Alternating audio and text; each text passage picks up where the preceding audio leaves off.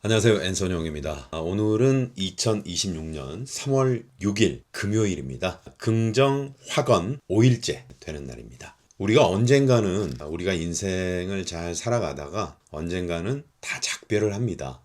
사람도 그렇고 나무도 그렇고요. 그다음에 우리 동물들, 특히 우리 반려견, 반려묘 다들 작별을 하게 되죠. 어제 제가 좋아하는 우리 소설가 김현수 작가님의 책, 이게 나온 지는 한 3, 4년 정도 된 것, 출간된 지는 소설 이토록 평범한 미래라는 책을 읽었습니다. 그런데 제가 일주일에 두세 번 정도 수영장에 갑니다. 자유수영을 하는데 그 수영장 2층에 있어요. 그런데 1층에 작은 도서관이 있습니다. 아주 좋죠. 그러니까 저는 수영도 좋아하고 또 책 읽는 거 좋아하는데 저희 동네에 이런 곳이 있습니다. 네, 그래서 자유수영을 끝마치고 1층으로 내려와서 도서관에서 우리 책을 이렇게 한 챕터씩 읽고 집으로 옵니다. 그런데 이제 최근에 제가 워낙에 우리 김현수 작가님 책을 소설가의 일이라든가 또 여러 책들이 있는데 한번 여러분도 아직 읽어보지 못하신 분들 한번 읽어보시고요.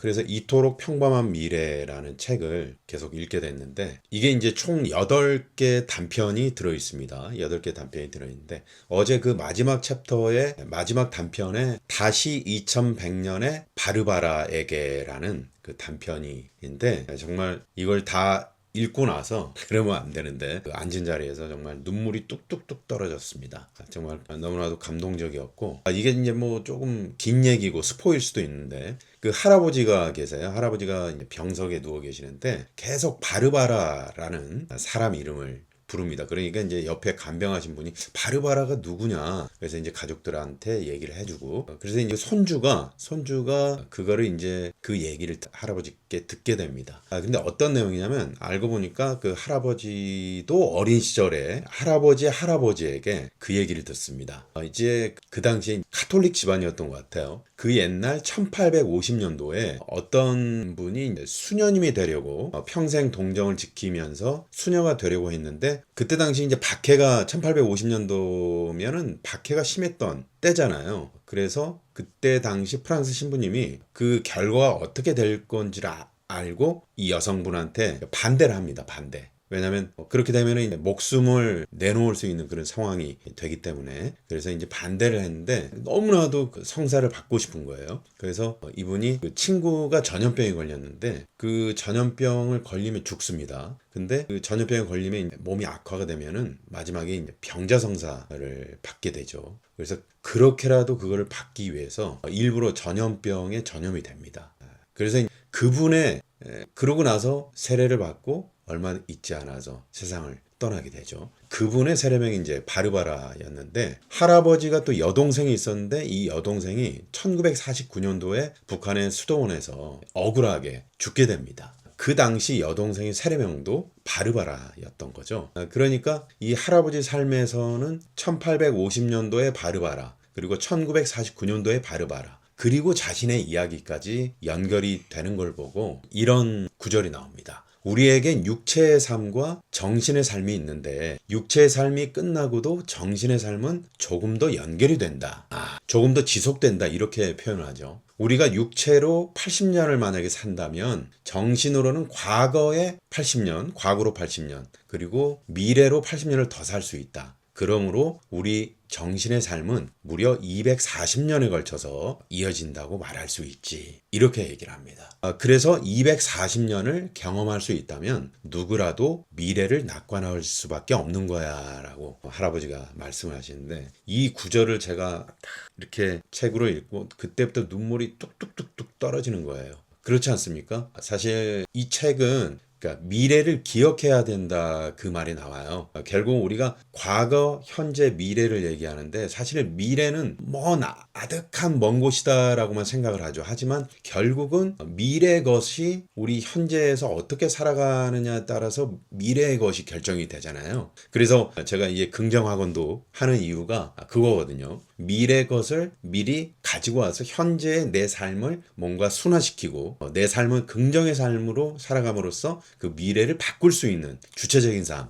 그게 필요하다 싶었는데 마침 때마침 우리 김현수 작가님의 이 책을 제가 접하게 된 겁니다. 그래서 이 사실은 과거, 현재, 미래가 다 유기적으로 연결이 돼 있죠. 선순환이라는 말도 그래서 나온 거고요. 어제도 제가 운에 대해서 책을 소개해드리면서 말씀드렸는데 그 운도 결국은 그런 복을 지으면 그 운이 나에게 온다는 이런 말들이 사실은 다 유기적으로 연결이 돼 있는 거거든요. 시간과 공간, 그러니까 시공간이 모두 우리가 사실은 과거, 현재, 미래라고 이렇게 분리해서 말을 하고 있지만 사실은 다 하나로 연결이 돼 있는 거거든요. 그래서 이 책을 제가 끝까지 완독한 후에 정말 느낀 게 너무 많았고 이 책에 그런 말이 나옵니다. 타인을 이해하려고 했을 때 우리 인생은 살아볼 만한 값어치를 가진다. 네, 그렇습니다. 그리스인 조르바에 나오는 나를 구하는 유일한 길은 나를 구하려 하는 유일한 길은 남을 구하려 애쓰는 길이다. 그런 글귀도 제가 긍정학원 첫날 말씀을 드렸는데 그러면서 이 책을 이제 덮으려고 하는데 부고가 날아온 거예요. 제가 그 직장에서 제 직장이 공무원분들도 같이 근무를 하는 그런 직장이었어요. 근데 그때 당시 제가 신입사원 때 여름에 좀 가족들과 휴가를 가야 되는데 저를 도와주셨던 당시에 과장님이 계셨는데 이분이 정년퇴직 하시고도 계속 저한테 전화 연락을 주시는 거예요. 잘 지내냐? 지금 회사가 힘들지 않느냐? 그러면서 안부를 물어오셨고 그런데 그때 참 고마웠던 거를 그때 당시에 제가 잘 표현하지 못했거든요. 그리고 작년에도 계속 전화를 하셨는데 제가 이렇게 좀 못 받았어요. 바빠서. 그런데 어제 그 부고를 받았습니다. 그래서 순간 너무 가슴이 먹먹했고 그런 생각을 했죠. 아, 이게 우리가 서로 살면서 고마운 것들을 그때그때 잘 표현하는 것도 중요하겠구나. 그 그 표현을 미뤘을 때 그 사람과 갑자기 작별을 했을 때 이런 고통의 순간으로 다가올 수도 있는 거구나 하면서 어제 그분의 명복을 빌면서 저 스스로 또 후회도 많이 하고 반성을 또 많이 하게 됐습니다. 네. 2002년도에 저희 부친께서 돌아가셨는데 저 마지막 임종을 보지 못하는 그런 상황으로 이제 돌아가셨는데 아버님하고도 추억이 많이 있긴 합니다만 마지막 전화 통화가 마지막이었거든요. 그래서 항상 잘 못해드렸던 그런 것들이 참 가슴 깊이 사무치고 그랬는데 이번에도 또 이런 부고를 받고 이 책을 읽는 순간 또 이런 부고를 받으니까 마음이 참 먹먹하고 힘들었던 어제 하루였던 것 같습니다. 그래서 오늘 김현수 작가 소설 이토록 평범한 미래라는 책을 제가 스포를 조금 하면서도 소개해드린 게 여러분 꼭 한번 이 책을 한번 읽어보시면 좋겠다. 제가 추천을 해드리고 싶습니다. 네. 자, 그래서 오늘 좀 얘기가 길어졌는데요. 긍정학원으로 오늘 인사를 드리도록 하겠습니다. 1. 긍정의 마음으로 하루를 시작했더니 감사한 일이 많아졌다. 2. 날마다 기록하고 성찰하는 일상이 선순환을 일으켰다. 3. 영어 공부를 꾸준히 해서 영어 유튜브로 100만 구독자를 만났다. 4. 방송 30년을 책으로 펴냈더니 많은 분들이 내 책을 사랑해주고 베스트셀러가 됐다. 5. 꾸준한 비즈니스 마인드로 사업을 했더니 탄탄한 매출을 기록하고 나는 부자가 됐다. 6. 수영과 운동으로 체력을 길렀더니 건강해졌다. 7. 난 7시 이전에 먹고 건강한 식단으로 소식했더니 건강한 신체를 유지했다. 8. 화내지 않고 욱하지 않으며 10초를 더 생각했더니 평온함을 유지했다. 9. 책을 읽는 습관은 나를 성장하게 했다. 책이 곧 나였다. 10. 모든 것들에 감사합니다. 고맙습니다. 긍정, 화건.